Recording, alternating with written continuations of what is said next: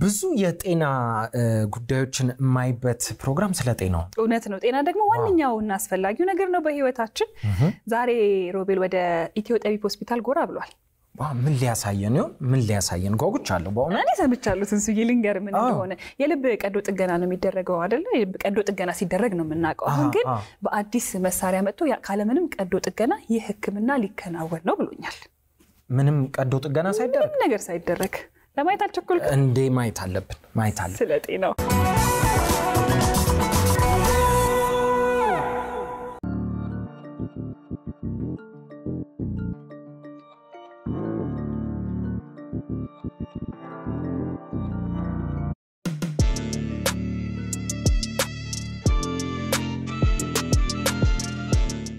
ዛሬ በኢትዮ ጠቢብ ሆስፒታል ያለ ቀዶ ህክምና የሚደረግን የቫልቭ ንቅለ ተከላ ልንመለከት መተናል አብራችሁ ነው ሰላም እንደምን ሃይደር ናስር ባላለው የኢትዮ ጠቢብ ሆስፒታል አስተዳደር ኃላፊ ነኝ እንኳን ደህና መጣችሁ ባላለው እንኳን ደህና ጠበቀኝ ደስ እንኳን ደህና መጣችሁ ከዚህ በፊት መጥቻ አውቃለሁ በጣም ነው ደስ የሚለው ስፋቱ ትልቀቱ በቃ ፈዘር ደግሞ በደም ታይታላችሁ በኋላ ከቲሞቼ ጋር አስተዋውቀሃለሁ እንኳን ደህና መጣችሁ እንኳን ደህና ጠበቀኝ እንግዲህ እዚህ ጋር ዶክተር ካሊድ ሪላል ክንስ ራስን ደግሞ በደንብ አስተዋውቀኝ ያ ዶክተር ካሊድ አዳባ ባላለው የኢትዮ ጠቢብ ሆስፒታል ሜዲካል ዳይሬክተር ነኝ በሙያ ደግሞ የጠቅላላ ቀዶ ህክምና ስፔሻሊስት ነኝ ኢትዮ ጠቢብ መቼ ተቋቋመ እንዴት ተመሰረተ የሚለውን ደግሞ ትንሽ ትነግረን የኢትዮ ጠቢብ ሆስፒታል ያው በፊት የነበረው እዚህ ትልቁ ሆስፒታል ላይ አልነበረም ከዚህ አቅራቢያ የሚገኝ ሆስፒታል ላይ ነው በፈረንጆቹ 2003 በእኛ 1995 አካባቢ ኦልሞስት 23 አመት ሆኗል አነስተኛ ሆስፒታል ነበር የነበረው ወደዚህኛውና በጣም ትልቅ ወደሚባለው ሆስፒታል የዛሬ 8 አመት አካባቢ ነው ወደዚህ የመጣ ነው 8 አመት ሆኖታል 8 አመት ሆኖታል ሲገባ አዲስ ነው መሰለኝ 8 አመት ሆኖታል በጣም ትልቅ የሚባል ሆስፒታል ነው 10 ወለሎች ያሉት ሆስፒታል ነው ኢትዮ ጠቢብ ምን አይነት ህክምና ነው የሚሰጠው ያ በጣም ዘርፈ ብዙ ህክምና ነው የምንሰጠው ኢትዮ ጠቢብ ሆስፒታል ላይ ከተመላላሽ ህክምና ጀምሮ የድንገተኛ ህክምና ራሱን የቻለ የድንገተኛና የአደጋ ህክምና ክፍል አለን የተመላላሽ ህክምናዎች በተለያዩ ዘርፎች በአዋቂ ህክምና በህፃናት ህክምና እንዲሁም ደግሞ ልዩ ስፔሻሊቲ የሚጠይቁ የነርቭ ህክምናዎች ሊሆኑ ይችላሉ የካንሰር ህክምና ሊሆን ይችላል ከዚህ ህክምና ጋር ተያይዞ ደግሞ ራሱን የቻለ አድቫንስድ ላቦራቶሪ አለ ኢትዮ ጠቢብ መተ አሁን ባለው ሀገራችን ውስጥ ባለው ህክምና ደረጃ የለም የምትባለው አገልግሎት አለ ብለን አናስብም እንግዲህ ህክምናን ስንመለከት ዋናው ነገር አንደኛው ቴክኖሎጂው የቃው ጥራት አይደለ ሁለተኛው ደግሞ የህክምና ባለሙያው በቂ ነው ወይ ስፔሻላይዝ ያደረገ ነው ወይ የሚለው ነው አይደለ አሁን በልብ ህክምናችሁ ውስጥ ይሄን እንዴት ነው ያሟላ ነው ከባለሙያ አንፃር ስናየው የልብ ህክምናው አገሪቷ ላይ እንግዲህ አለ በመትላቸው በሰብ ስፔሻሊስቶች በኢንተርቬንሽናል ካርዲዮሎጂ የምንድነው ከልብ ህክምና ሰብ ስፔሻሊቲ አልፎ የልብ ደም ስር ውስጥ ህክምና በማድረግ ልዩ ሙያ ያላቸው እና ዶክተር መሐመድ በሩን የመሳሰሉ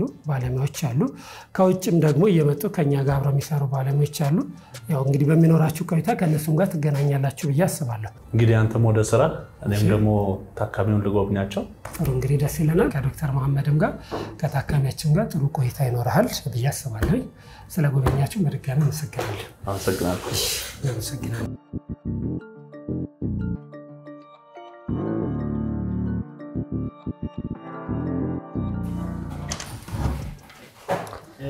ሰላም እንደና ሰላም ነው እንደና ሁሉ መልካም አባቴ እንደና እንደና ሰላም ነው እንደምን አለ ደህና ነው አለን ይመስገን አረፍ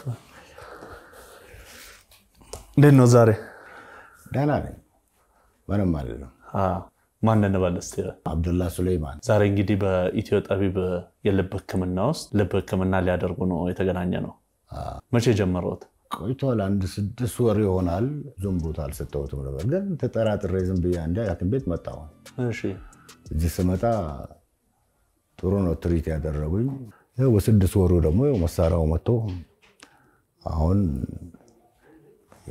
እደናለሁ የሚል ተስፋ አለኝ አሁን የልብ ችግር ሲፈጠር ማለት ነው ህይወቶት ላይ ምን ተጽዕኖ ፈጠረ ተስፋ የመቁረጥም ሁሉ ጭምር ነው ስፔሻሊ ከሰማው በኋላ በዚች እንጃ ምድር ላይ እኖራለሁ የሚል ስሜትም አልነበረኝ። አሁን ደግሞ እየለመለመ መጣ። አሁን በተለይ ስፔሻሊ መሳሪያው ምናምን ተሰርቶ መምጣቱን ምናምን ሰማ እንዴ ይሄ ነገር እውነት ነው እንዴ ትንሽ ጥሩ ሁኔታ የሚታየኝ ጀመር። ተስፋ ይሰጣል በጣም ተመስገን በጣም አይንም ደስ ብሎኛል። ይሄ ህክምና ዛሬ እንግዲህ ሊደረግ ነው። አሁን ምን አይነት ስሜት ላይ ነው? ቀጥታ ወደ ህክምናው ለምን ወደ ህክምናው ገብቼ ብቻ እስኪ ምናልባት ማደንዘዣ ይባላል ከማደንዘዣው ተነስቼ ነቃ ይሆን ወይስ እዛው ይቀር ይሆን የምልም እንትን ስጋት አለብኝ አንዳንዴ። ግን ስፔሻሊ ህክምና የሚከታተለው ዶክተር መሐመድ ሙሉ ተስፋ ስለሚሰጠኝ ደግሞ በአንድ በኩል ተስፋ አደርጋለሁ።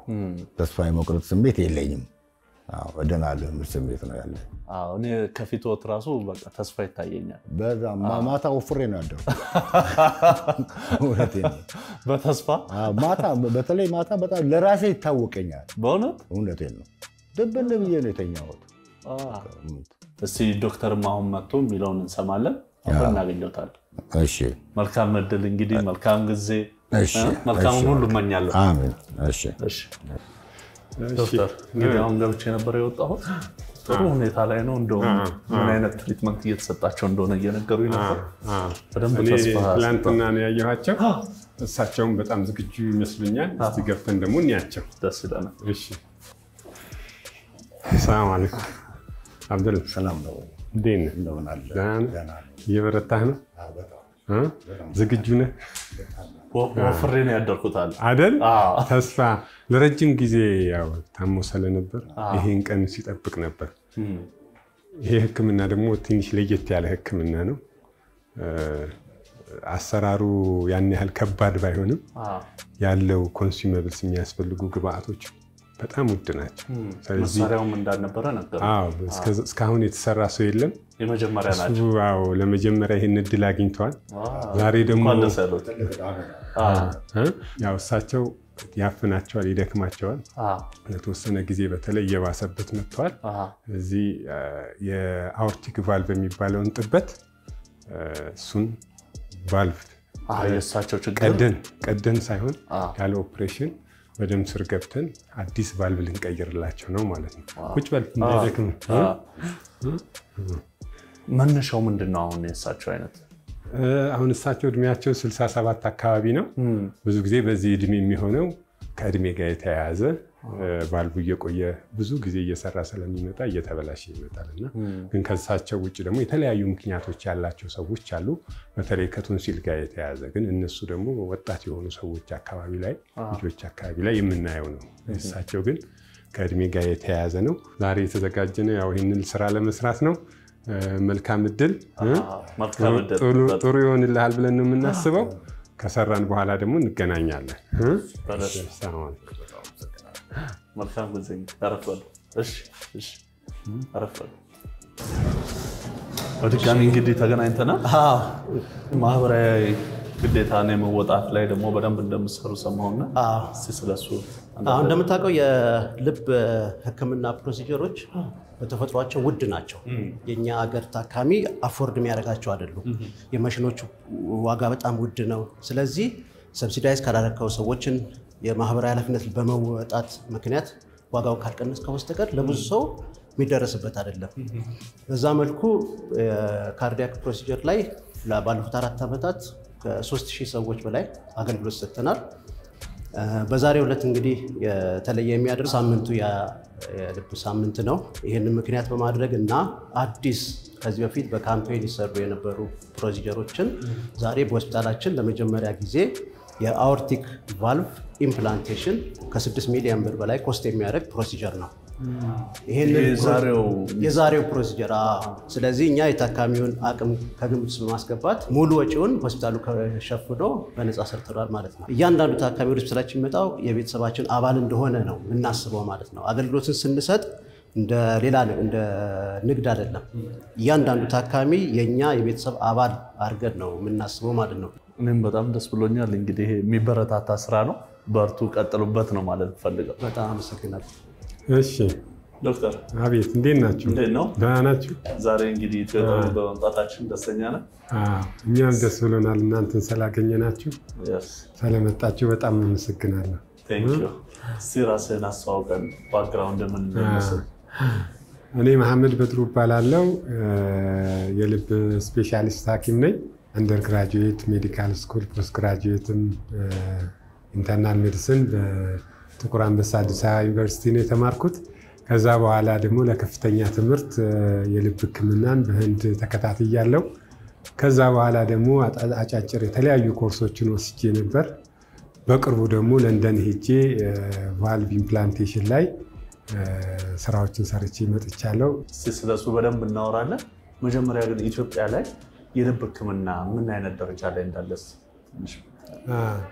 ያው እኔ የልብ ሐኪም ከሆንኩኝ እስካሁን ለ12 ዓመት አገልግያለሁ። በተለይ ደግሞ ቀዶ ጥገና አልባ የልብ ሕክምና ኢንተርቬንሽን የምንለው የልብ ሕክምናን ማከሚያ ዘዴ ይሄ ከመድኃኒት ከምኑ በተጨማሪ ሁለት አይነት ዘዴ አለ። አንደኛው ደረት ተከፍቶ ፓምፕ ላይ ተደርጎ የሚሰራ የልብ ሕክምና ኦፕን ሀርት ሰርጀሪ ይባላል። አሁን ላይ ደግሞ ቴክኖሎጂው እየጨመረ ያለው ኤክስሬም ብቻ በመጠቀም ኤክስሬም ብቻ በማየት ያለው ኦፕሬሽን በደም ስር ከላይ ከእጅ ከእግር ሊሆን ይችላል። የተለያዩ ቦታ ደም ስሮች አሉና በዛ በመግባት ልክ ግሊኮስ ሲቀጠል የሚገባው ካኑላ አይነት ማለት ነው። በእንደዛ በመግባት በእግር በእጅ እየገባን የምንሰራው ቀዶ ጥገና አልባ ሕክምና። ዛሬ ያገናኘን ይሄ ታቪ የሚባለውን ስራ ልንሰራ ነው። አሁን ታቪ እኔ ስመጣ ምንድን ነው እያልኩ ነው ያለሁት። ልክ ለእኔ አይነት ሰው እስኪ በቀላል አማርኛ ብታስረዳ። እንትን በቀላሉ አሁን ንቅለ ተከላ ሲባል ይሰማል አይደለ? ንቅለ ተከላ። ይሄ ግን ቫልቭ ተከላ የሚነቀል ነገር የለም፣ የሚተከል ነው፣ መትከል ነው። ስለዚህ ይሄ ቫልቭ ሲበላሽ አኦርቲክ ቫልቭ የምንለው አኦርቲክ ቫልቭ ሲበላሽ በደም ስር ተገብቶ ቫልቭን እዛው ባለበት ጨፍልቆ አዲስ ቫልቭ ለሰውየው መስጠት። ይሄ እዛው ነው የሚጨፈልቀው፣ እዛው ላይ ነው የሚቀረው። ለጊዜና ነው። አሁን ከዚህ ከቀዶ ጥገናው ምን ለየት የሚያደርግ ነገር አለው? ከቀዶ ጥገና አሁን ቀዶ ጥገና ሲሆን ያው ቀዶ ጥገና ማለት ተከፍቶ የሚጠገነው አይደል? ስለዚህ ቁስል አለው፣ ህመም አለው። ያ ሰው ወዲያውኑ አይነቃም። ሲሰራ ደግሞ አንስቲዚያ ማሽን ሙሉ በሙሉ ይጠቀማሉ። ባይፓስ ማሽን አለው። እነዚህን ነገሮች ባበዛህ ቁጥር የምትጠቀመው ኮምፕሊኬሽን ሪስክህን እየጨመርክ ትመጣለህ። ችግር የመፈጠር እድል ከአንስቲዚያ ጋር የተያዘ ችግር፣ ከዛ ከባይፓስ ማሽኑ ጋር የተያዘ ችግር፣ ከዛ ደረት ከፍተህ ነው የምትቀይረው። ደረት ስትከፍት ቆርጠህ የምትገባቸው ብዙ ነገሮች አሉ። ከኢንፌክሽንም ጋር በተያያዘ ከቁስል ጋር የተያያዘ በሽተኛውም ቶሎ አይንቀሳቀስም። ከተሰራ በኋላ የማገገሚያ ጊዜ ይፈልጋል። ይሄኛው ዛሬ የተሰራ ነገ ቤቱ በቃ ከጥቅሙ አንጻር በጣም ተመራጭ ነው። ከዋጋስ አንጻር እንዴት ነው? ከዛኛው አንጻር ምንድነው? ሁሌ አዲስ ቴክኖሎጂ ሲመጣ አዲስ ዋጋ ይዞ ከበድ ያለ ዋጋ ይዞ ነው ይመጣ። ኢቭን የምንጠቀምባቸው ስልኮች ዛሬ የተለቀቀው ከፍ ያለ ዋጋ ይይዛል፣ የቆየው ደግሞ ረከስ ይላል። እና ይሄ ሂደት ላይ ያለ ነው። ከአትሊስት 4 ካምፓኒዎች እያመረቱት ነው። ፉክክር ላይ ናቸው ዓለም ላይ። አዎ አሜሪካ ያሉ፣ አሁን ኢንዲያ ያለ፣ ሌሎችም አሉ እና እነዚህ እየተፎካከሩ በሂደት ምናልባት ዋጋው በደንብ ሊቀንስ ይችላል ብለን እናስባለን።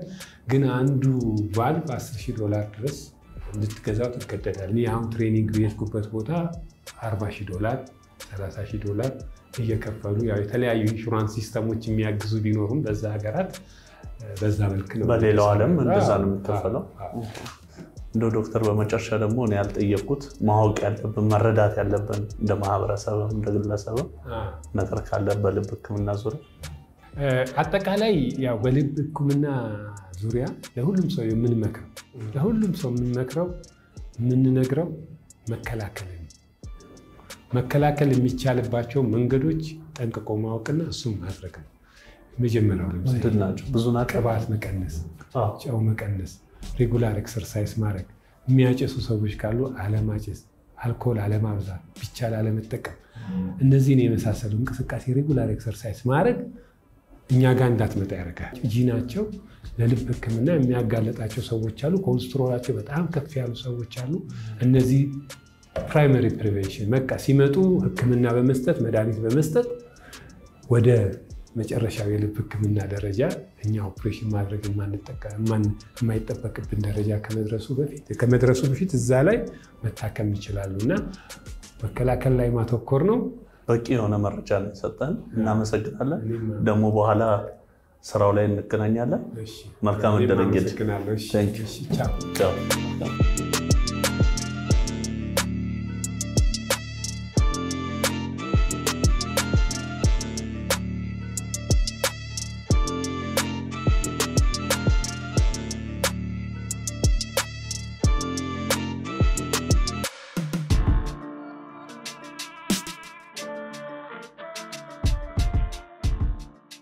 እንኳን ደስ አላችሁ።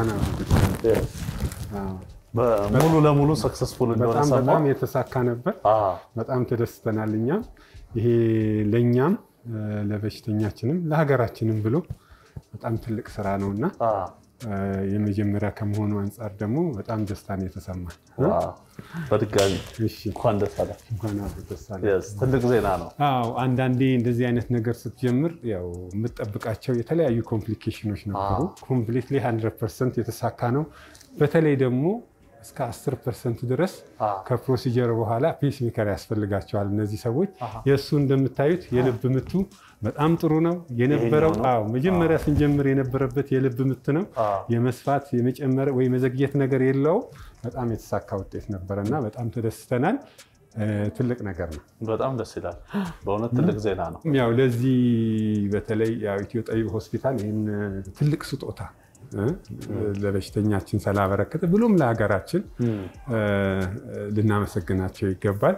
በጣም ውድ ህክምና ነው። እንደዚህ በቀላሉ የምናየው ነገር አይደለም። ግን ይሄን በቀጣይነት በፕራይቬት ኢንስቲትዩሽን እንዲሰራ ማድረጋቸው ማስጀመራቸው ሊያስመሰግናቸው ይገባል። እኔንም ደግሞ ለዚህ ትሬኒንግ ውስጥ ሳልፍ በተለይ ለንደን በሚገኝ ሆስፒታል ትሬኒንግ ወስጄ ነበርና እዛ ያሉትን ሐኪሞች በዚሁ አጋጣሚ ማመስገን እፈልጋለሁ። እናንተም መጣችሁ ሰው እንዲጠቀምበት ለምታደርጉት ጥረት በጣም ማመስገን እፈልጋለሁ። ምን ያህል ሰዓት ፈጀ ግን ጠቅላላ? እንዳያችሁት ከጠበቅነው የተሻለ ሰዓት ነው የጨረስነው። ከአንድ ሰዓት ባልፈጀ ነው ጊዜ የጨረስነው። በኋላም በዚህ በሽታ የተቸገሩ ሰዎች ቀዶ ጥገና ሳይደረግ ያለ ቀዶ ጥገና በደም ስር ተገብቶ ቫልቭ ተከላን ከአሁን በኋላ ጀምረናል ማለት ነው።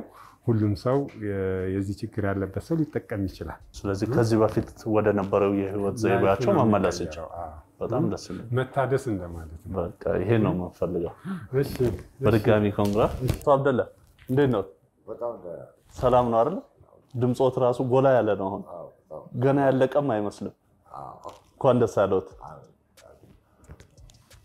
በስለ ጤናው ፕሮግራማችን ዛሬ ኢትዮ ጠቢብ የነበረን ቆይታ መልካም ነበረ። ያለ ቀዶ ጥገና የተደረገው የቫልቭ ቅየራ ስኬታማ እንደሆነ አይተናል። መልካም ቀን። እሺ ሁላችሁም እንኳን ደህና መጣችሁ። I would like to congratulate you guys for the successful accomplishment of the first ever TAVI procedure in the history of Ethio Tebi Hospital. ዛሬ እንደ ስጦታ ይዘን የቀረብነው የአኦርቲክ ቫልቭ ኢምፕላንቴሽን ፕሮሲጀር አለ። ያንን ዛሬ በተሳካ ሁኔታ አከናውነናል። ለዚህም የኢትዮ ጠቢብ ሆስፒታል አስተዳደር በፕሮሲጀሩ ላይ የተሳተፉትን ባለሙያዎች ሁሉ ከልቤ አመሰግናለሁ። ሁላችንም እንኳን ደስ አለን።